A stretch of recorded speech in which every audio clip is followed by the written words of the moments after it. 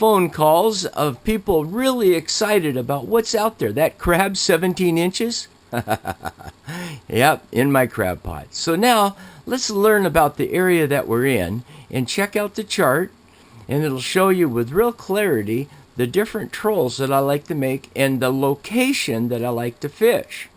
Up into the humps, I've done really well in here. This is where I've won a few derbies up in this area. Got some nice winter blackmouth, and I've always wondered what the bottom looks like. Well, here it is. You notice the ledge there that you're looking at? And the different type of marine life that's on the seafloor?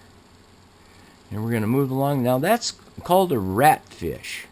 And some of them are fairly large in size, 2 to 3 feet maybe. Real docile. Isn't that kind of neat to look at there? And we're sitting right now in about 130 feet of water. And this is what the seafloor looks like when you're trolling off of the Anderson Island humps, as we'll call it. And we're going to move along a little bit. Now, the current in here moves pretty fast. And when you get into this area off of Lyle Point, it's a channel marker, and then you move up towards the northwest, and you come up along what's called the staircase. And that's what you're looking at right now. Rocky in here. But look at the ledge again. It's steep all the way around this area, and it'll drop off into the 200 to almost 300 foot area out there off of the Nisqually, but that's mostly sand and mud. This area seems to hold more fish. I think it's because of the rocky bottom. Maybe not, maybe so.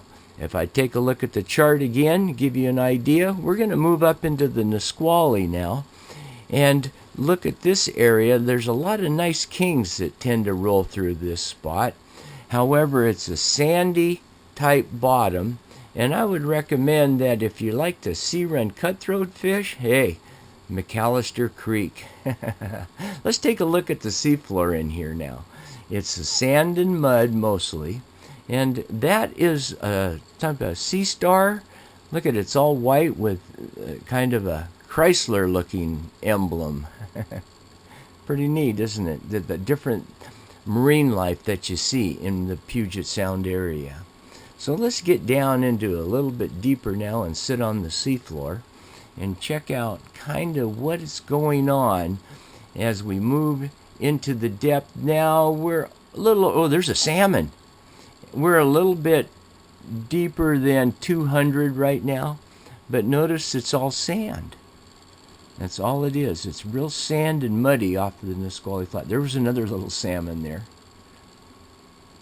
It's interesting, and you think maybe the lights would scare them away, but it doesn't. It seems to attract them over, and they flash through the screen. And if you want to get a better look, just push pause, and you'll probably be able to grab it at that particular moment. I'm watching.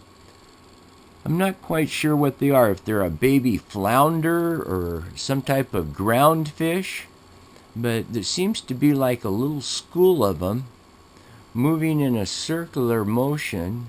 I think it's because of the light attracts them. But whatever they are, they're really, really small. I've noticed too, ooh, look at that. Now, see how that's wiggling and stuff? That has to be some type of life form. Huh, interesting. I've learned so much from flying in the waters of our Northwest. I've been clear up into the Straits of Juan de Fuca, all through Seattle, out in the 700-foot bottom depth out there. I even saw a halibut off of Blake Island. And now you're looking at the seafloor off the Nisqually Flats. Ooh, another salmon swam by. And we're going to move now with the chart and show you another area that I like. And I've done real well off of the buoy area, but again, the navigation buoy, the black one. But again, it's crazy on the marine snow. As we look at the seafloor, you see all that. It's like being in your car driving down at night in a snowstorm. That's kind of what it's looking like to me.